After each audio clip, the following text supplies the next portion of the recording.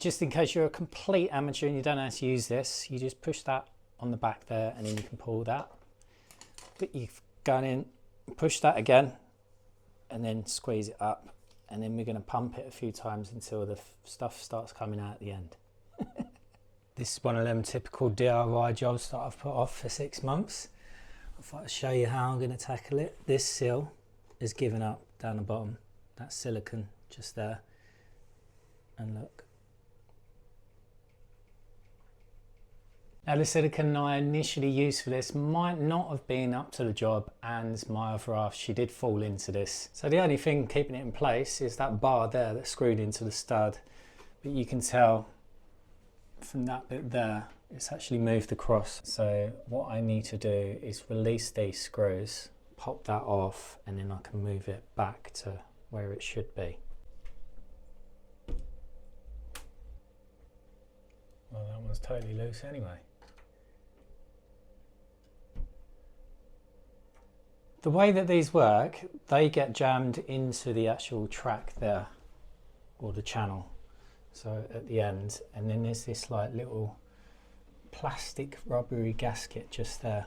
So I don't know whether you noticed before, it almost like lifted down from the bottom there. So I'm just going to pull this down slightly. This is still loose, by the way. And then that way it's going to line up directly onto the tray at the bottom.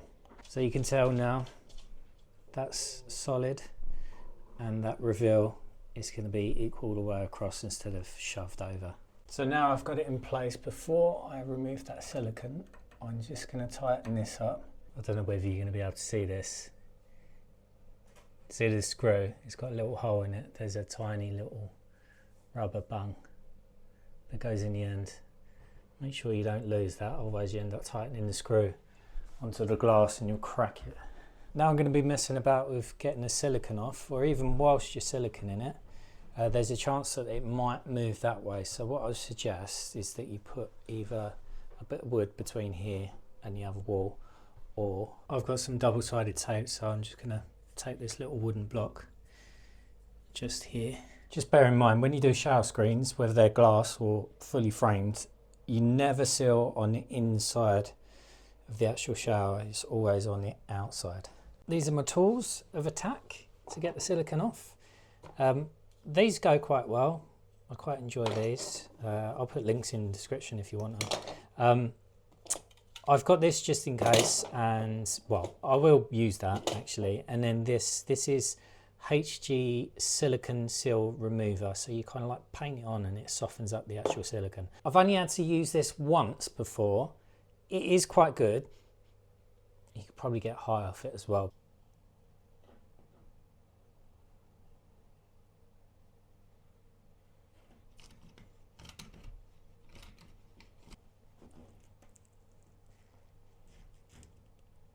Right, I've got all my silicone off.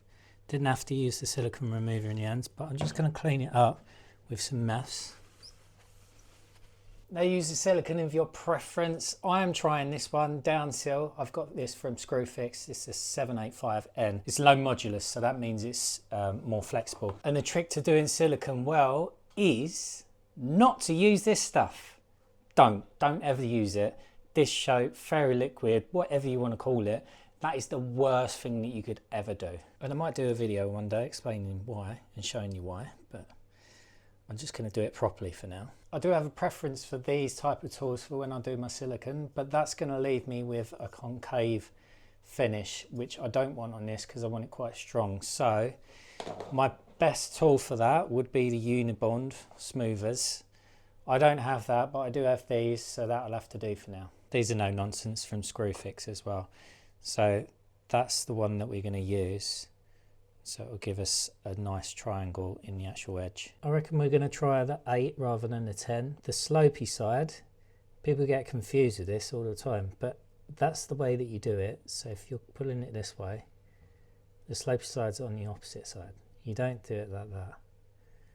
And because we're going for 8mm, I'm just going to nip the top of that off a little bit. I don't tend to cut it at an angle. I don't think that makes much of a difference. It doesn't really help at all. I just do it straight. Just in case you're a complete amateur and you don't know how to use this, you just push that on the back there and then you can pull that.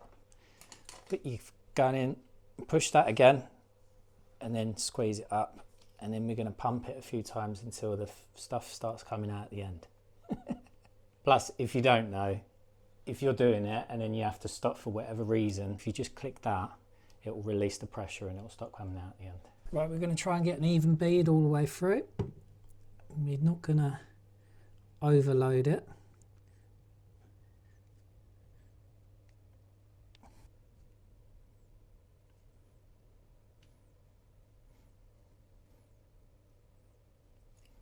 Squeeze it in and scrape it off at the same time.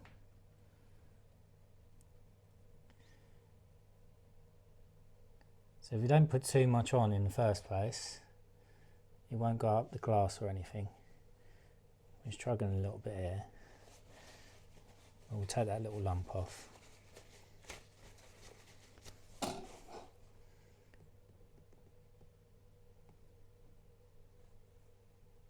So the first pass you don't want to push too hard, you're just getting the excess off. I like to use the multitask wipes. Just clean up this again. Okay, so that's it after the first pass. There's a little bit that's missing there. Most of it's okay. So the second pass, this is where you want to push a little bit harder. You might want to slope it in a little bit.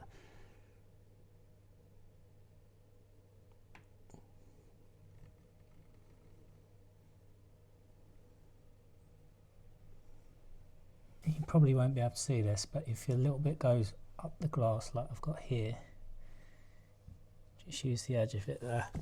That's why the Unibond one's better, because it goes further up the glass. You won't get them little straggly bits.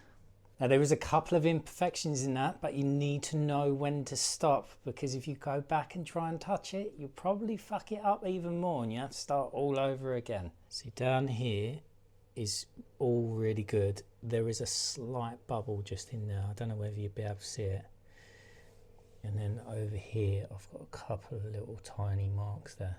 So hopefully that will help you sort out your own glass shower screen. Now just remember, never use washing up liquid. You don't need to use tape. Use the right tools. Don't cut this too wide. That's only about 4mm to get me an 8mm wedge. So yeah, just take your time and don't tool it too much. Once you've done it a couple of times, you're just gonna have to leave it. Can I ask a quick favour? Less than 10% of people give me a thumbs up on my videos, so if we can make it up to 30%, I'll be really happy.